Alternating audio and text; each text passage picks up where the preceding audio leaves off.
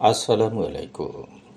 আজ 2 আগস্ট 2026 খ্রিস্টাব্দ, 18 শ্রাবণ 1433 বঙ্গাব্দ, 18 সফর 1448 হিজরি, রবিবার।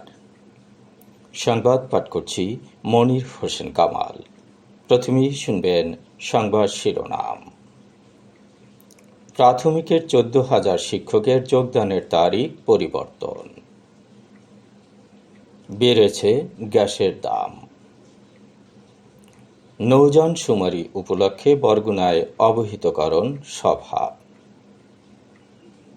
বরগুনায় বিদ্যুৎ অফিস ঘেরাও হবে আগামীকাল। ছুরিকাঘাতে মা ও মেয়ে নিহত, জামাতা আটক।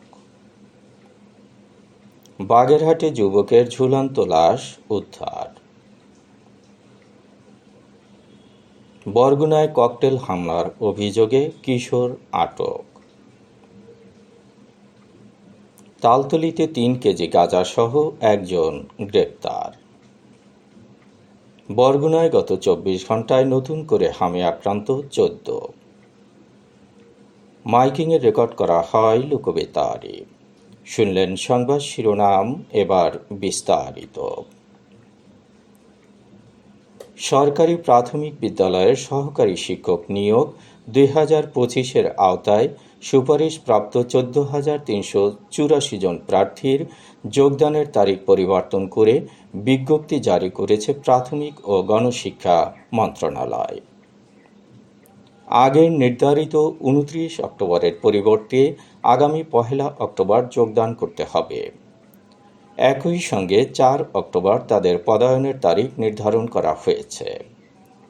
প্রাথমিক ও গণশিক্ষা মন্ত্রণালয়ের বিদ্যালয় 2 শাখার উপসচিব রাজীব কুমার সরকার স্বাক্ষরিত এক বিজ্ঞপ্তিতে এ তথ্য জানানো হয়েছে।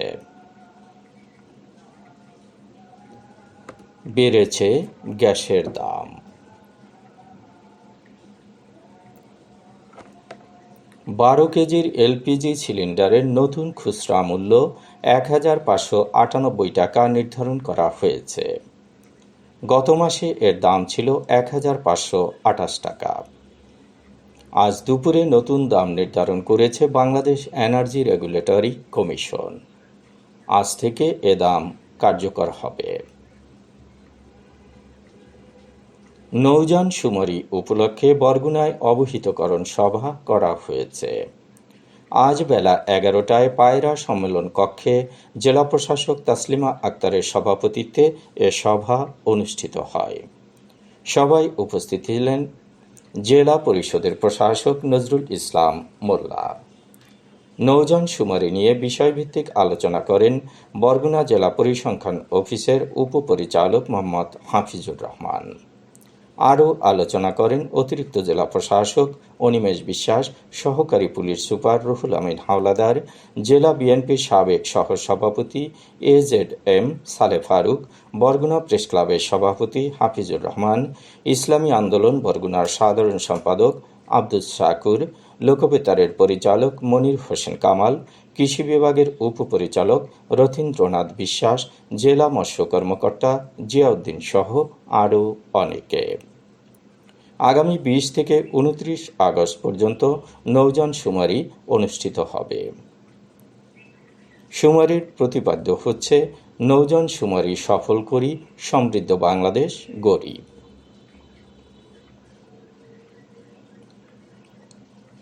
বরগুনায় বিদ্যুৎ অফিস ঘেরাও হবে আগামীকাল। ঘন ঘন লোডশেডিংয়ের প্রতিবাদ, সার্বক্ষণিক বিদ্যুৎ সহ 7 দফা দাবিতে আগামীকাল সকাল 10টায় বরগুনা জেলা নাগরিক অধিকার সংরক্ষণ কমিটি এ কর্মসূচির ডাক দিয়েছে। সকাল 9:30টায় বরগুনা প্রেস ক্লাবের সামনে থেকে বিক্ষোভ মিছিল শুরু হবে। ঘেরাও কর্মসূচি শেষে প্রধানমন্ত্রী, বিদ্যুৎ ও জ্বালানি মন্ত্রী, জাতীয় সংসদের চিফ হুইপ, বিদ্যুৎ ও জ্বালানি সচিব, জেলা প্রশাসক ও পুলিশ সুপারের কাছে স্মারকলিপি প্রদান করা হবে। রাজধানীর কলাবাগান এলাকায় পারিবারিক কলহের জেরে মা ও মেয়েকে ছুরিকাঘাতে হত্যার অভিযোগে জামাতা হৃদয় ওরফে শিপনকে আটক করেছে পুলিশ। আজ সকাল 9:30টার দিকে এই ঘটনা ঘটে। নিহত দুজন হলেন হৃদয়ের স্ত্রী ফারজানা বেগম ওরফে রাত্রি ও শাশুড়ি ফিরোজা বেগম। পারিবারিক কলহের জেরে সকালে হৃদয় ও তার স্ত্রী ফারজানার মধ্যে ঝগড়া হচ্ছিল। এক পর্যায়ে ফারজানার মা ফিরোজা মেয়ের পক্ষ নিয়ে ঝগড়া থামানোর চেষ্টা করেন। এ সময় হৃদয় তার স্ত্রী ও শাশুড়িকে ছুরিকাঘাত করেন। ঘটনাস্থলেই ফারজানা মারা যায়। গুরুতর আহত অবস্থায় ফিরোজাকে ঢাকা মেডিকেল কলেজ হাসপাতালে নেওয়া হয়। সেখানে তাকে মৃত ঘোষণা করেন চিকিৎসক। হৃদয় ও ফারজানার বাড়ি শরীয়তপুরে।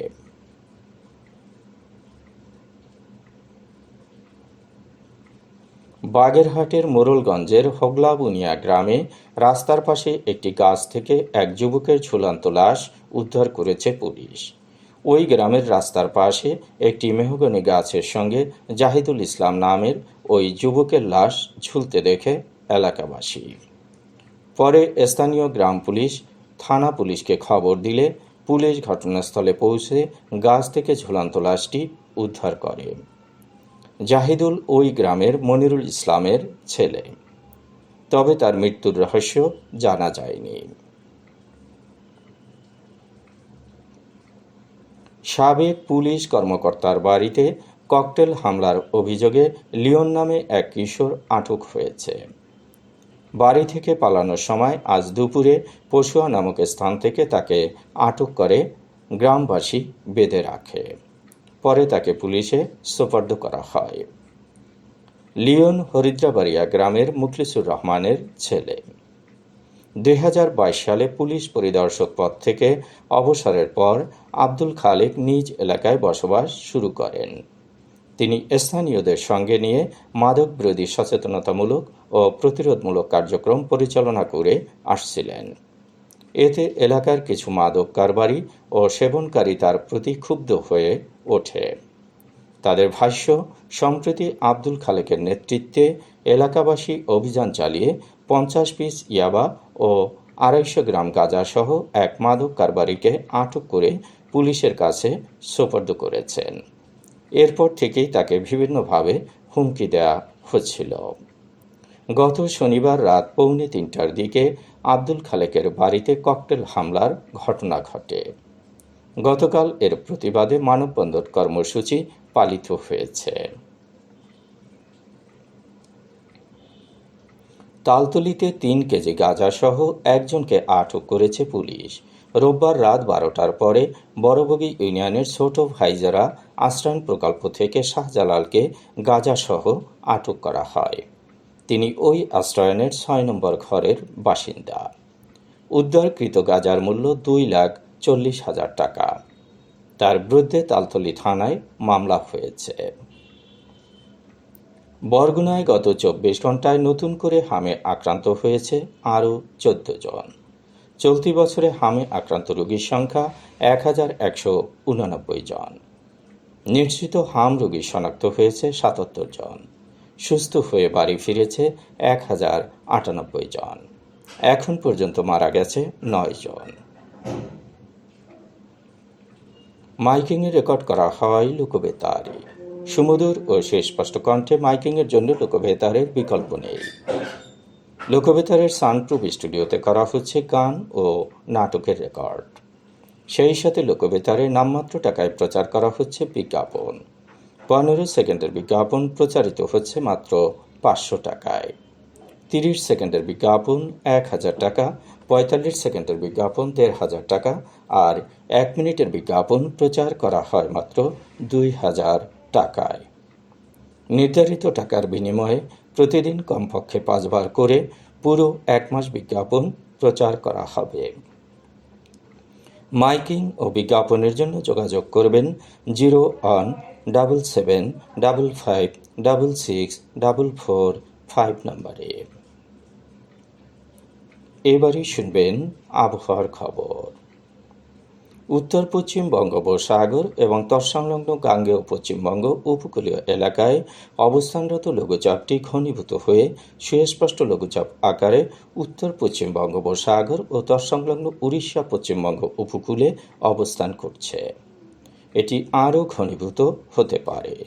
এর প্রভাবে সমুদ্র বন্দরসমূহ উত্তর বঙ্গোপসাগর ও তৎসংলগ্ন বাংলাদেশের উপকূলীয় এলাকার উপর দিয়ে ঝোড়ো হাওয়া বয়ে যেতে পারে। মৌসুমী বায়ুর অক্ষের বর্ধিতাংশ রাজস্থান, মধ্যপ্রদেশ, উত্তরপ্রদেশ, বিহার, সুস্পষ্ট লঘুচাপের কেন্দ্রস্থল ও বাংলাদেশের দক্ষিণাঞ্চল হয়ে আসাম পর্যন্ত বিস্তৃত রয়েছে। মৌসুমী বায়ু বাংলাদেশের উপর মোটামুটিভাবে সক্রিয় এবং উত্তর বঙ্গোপসাগরে প্রবল অবস্থায় রয়েছে।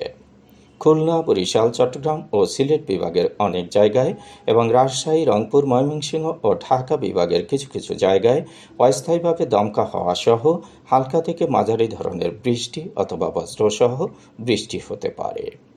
সেই সাথে সারা দেশের কোথাও কোথাও মাঝারি ধরনের ভারী বর্ষণ হতে পারে। সারা দেশে দিন এবং রাতের তাপমাত্রা একরকমই থাকতে পারে। আজ দেশের সর্বোচ্চ তাপমাত্রা ছিল নিকলিতে 34.5 ডিগ্রি সেলসিয়াস এবং সর্বনিম্ন তাপমাত্রা ছিল সিলেটে 23.8 ডিগ্রি সেলসিয়াস। বরগুনার সর্বোচ্চ তাপমাত্রা 32 ডিগ্রি সেলসিয়াস, সর্বনিম্ন 27.6 ডিগ্রি সেলসিয়াস। আগামীকাল সূর্যোদয় হবে ভোর 5:28। সংবাদ শেষ করার আগে শিরোনামগুলো আবার পড়ছি। প্রাথমিকের 14,000 শিক্ষকের যোগদানের তারিখ পরিবর্তন। বেড়েছে গ্যাসের দাম। নৌযান শুমারি উপলক্ষে বরগুনায় অবহিতকরণ সভা। বরগুনায় বিদ্যুৎ অফিস ঘেরাও হবে আগামীকাল। ছুরিকাঘাতে মা মেয়ে নিহত, জামাতা আটক। বাগেরহাটে যুবকের ঝুলন্ত লাশ উদ্ধার। বরগুনায় ককটেল হামলার অভিযোগে কিশোর আটক। তালতলীতে 3 কেজি গাঁজাসহ একজন গ্রেপ্তার। বরগুনায় গত 24 ঘন্টায় নতুন করে হামে আক্রান্ত 14। মাইকিংয়ে রেকর্ড করা হয় লোকবেতারে। সংবাদ শেষ করার আগে জানিয়ে দিচ্ছি লোকবেতারে সংবাদ জানানোর মোবাইল নম্বর। আপনার এলাকার গুরুত্বপূর্ণ সংবাদ জানাতে ফোন করুন 01-755-666-445 নম্বরে। আর লোকবেতারের সাথে যুক্ত হয়ে গান শুনতে চাইলে SMS করুন 01782973478 নম্বরে। মোবাইল করবেন 01594943855 নম্বরে। বিশ্বের সব জায়গা থেকেই শুনতে পারবেন লোকবেতার। লোকবেতার fm.org ওয়েবসাইটের মাধ্যমে শুনুন সরাসরি অনুষ্ঠান। সংবাদ পাঠ এখানেই শেষ করছি।